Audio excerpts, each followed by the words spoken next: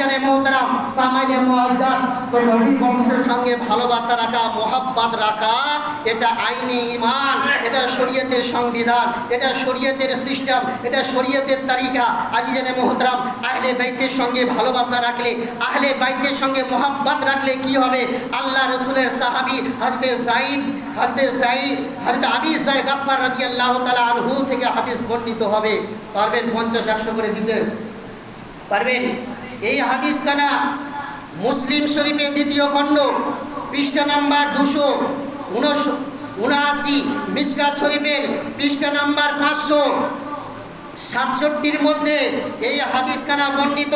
এর রাবি হলো, এর বর্ণনাকারী হলো হযরত আবু যার গাফফারি রাদিয়াল্লাহু তাআলা আনহু বলেন, আবু যার গাফফারি রাদিয়াল্লাহু তাআলা আনহু আল্লাহর কাবা গৃহ, কাবা ঘরের খিলাফকে বুকের মধ্যে ছড়িয়ে ধরে আবু যার গাফফারি রাদিয়াল্লাহু তাআলা আনহু কান্না করছেন। আর আবু যার গাফফারি রাদিয়াল্লাহু তাআলা আনহু সারা বিশ্ব জাতিকে বার্তা দিলেন, সারা বিশ্ব জাতিকে বললেন, হে বিশ্ব জগতের মানবেরা, হে বিশ্ব জগতের মানুষেরা, আবু যার গাফফারি রাদিয়াল্লাহু তাআলা আনহু বলেন, আমি কাবার গিলাফ ধরে, কাবার চাদরকে জড়িয়ে ধরে আমি নবী মুহাম্মদুর রাসূলুল্লাহকে বলতে শুনেছি। আবু যার গাফফারি বলেন, হে বিশ্ব জগতের মানবেরা শোনো। আবু যার গাফফারি বলেন, নবী মুস্তাফা সাল্লাল্লাহু আলাইহি সাল্লাম এইরূপ বর্ণনা করেন, আলা ইন্না মাসালা আহলা বাইতি ফিকুম কাসাবিনাতে নূহিন মান রাকিবা নাজাতা নাজা ওয়া মান তাখাল্লাফা আনহা হালাক। জোরে বলুন সুবহানাল্লাহ। আবু যার গাফফারি রাদিয়াল্লাহু তাআলা আনহু বলেন, আমি কাবার গিলাফ জড়িয়ে ধরেছিলাম, আর ওই সময় নবী মুস্তাফা বলছিলেন, আলা ইন্না মাসালা আহলা বাইতি ফিকুম কাসাবিনাতে। নবী মুহাম্মদ রাসূলুল্লাহ বলছেন, হে বিশ্ব জগতের মানবেরা, হে বিশ্ব জগতের মানুষেরা, আমার আহলে বাইত তথা ইমামে হাসান, ইমামে হোসাইন, হযরতে ফাতিমা, হযরতে আলী, যারা হচ্ছে আহলে বাইত। তো নবী মুহাম্মদ রাসূলুল্লাহ বললেন, যারা আহলে বাইতের সঙ্গে ভালোবাসা রাখবে, আহলে বাইতের সঙ্গে যারা আহলে বাইতের দামানকে ধরে রাখবে, আমার আহলে বাইত হচ্ছে ওই রূপ যেরকম আমরা নাম শুনেছি আল্লাহর পয়গম্বর হযরতে নূহ আলাইহিস সালাতু তাসলিম, নাম শুনেছি কিনা?